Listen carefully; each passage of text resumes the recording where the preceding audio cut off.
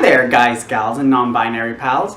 I'm H2Ho, the H stands for Harley, and I'm here with the Kite Trust today to speak to you guys about Herstory, specifically the Herstory of drag and where it all came from. So, let's get on with it then.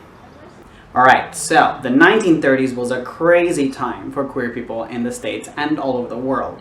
So this was known as the Pansy craze, obviously because people were crazy about the pansies, which is what queer people were called at the time. So during the Prohibition, mafia-owned pubs and other establishments were called speakeasies, and they began to pop up and serve things like illegal activities, which included, but not limited to, drinking and prostitution and gambling, and also gay people, because we were illegal at the time. And drag was then pushed underground with all of these different activities because of the fact that they were, both illegal. The cops were trying to search out for both of them, and so they came together. And it gave queer people a space where they could be free to express themselves and free to entertain, and they were a very big hit, hence the pansy craze. So despite the crime that was associated with being at a speakeasy, these spaces gave queer people a place to flourish, for gender nonconforming and trans and queer people to express themselves, be musicians, be performers, in a society that didn't want them to be colorful. They didn't want them to be themselves, and they were very boring, essentially.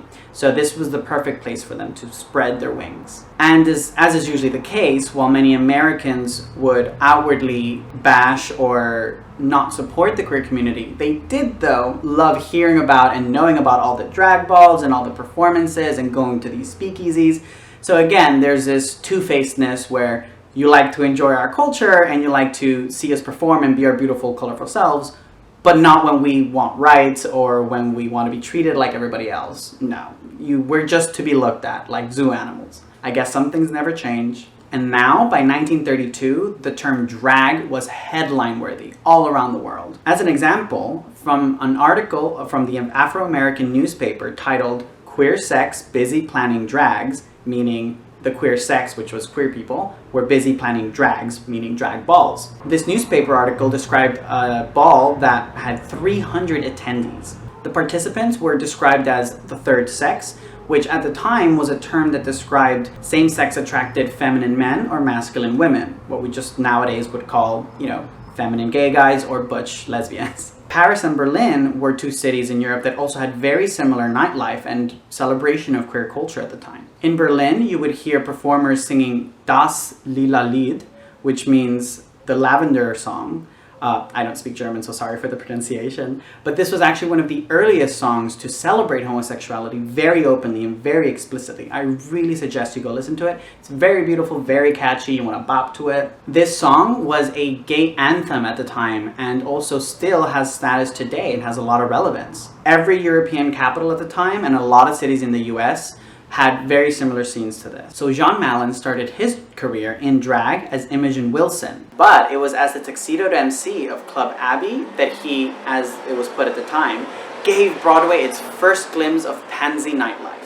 For possibly the first time ever, an entertainer's act centered explicitly around queerness. As LGBT historian J.D. Doyle put it, what was novel was he did not bring a drag act to the club, but instead performed in elegant men's attire and brought with him the camp wit of gay subculture. If he was heckled by men at the club, he knew how to cut them to shreds, to the delight of the crowd. Sounds like reading to me. At 200 pounds and 6 feet tall, few would argue with him anyway. It was said at the time that prominent pansies are scramming for Berlin and Paris, where they have found a freedom not afforded to them in America. And like New York, Berlin's drag culture made it a popular destination for LGBTQ tourists.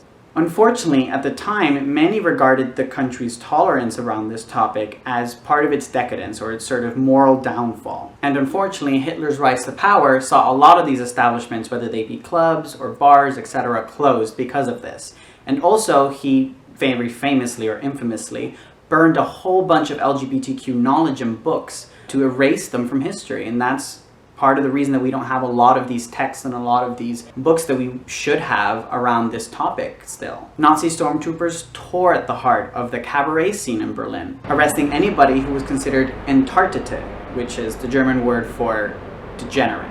but I don't know how to pronounce that again, sorry. So around this time, the Haze Code, which was a set of rules and rules for censorship around film and media in the US, were applied. They were seen as like moral guidelines for what was considered okay to have on media. And therefore, with the Haze Code in effect in the US, basically banning the portrayal of homosexuality in film, as well as the coming up or the rising of the World War II, it would now be a few decades before we would see nightlife and queer life as glamorous and fun as it was at the time. At this time, there was a division amongst queer white men, where you were either passing as straight and masculine, essentially, or you were feminine and generally would dress up in women's attire or considered a fairy. Therefore, in bars, to get around laws that would prohibit same-sex people dancing together, half the crowd would dress in drag and, pretend to be women in order to get around of this. But unfortunately, as is always the case, a catch-22, there was also laws that would forbid people dressing in clothing items that were assigned to the opposite sex. Therefore, men couldn't dress up as women and women couldn't dress up in men's clothes. Well, that's it for right now. We've gotten up from all the way from the ancient Greeks up to the Pansy craze of the 1930s. But next time we'll be discussing from the 50s onwards towards today. Thanks for joining us today, and I hope you have a great rest of your day. Ciao!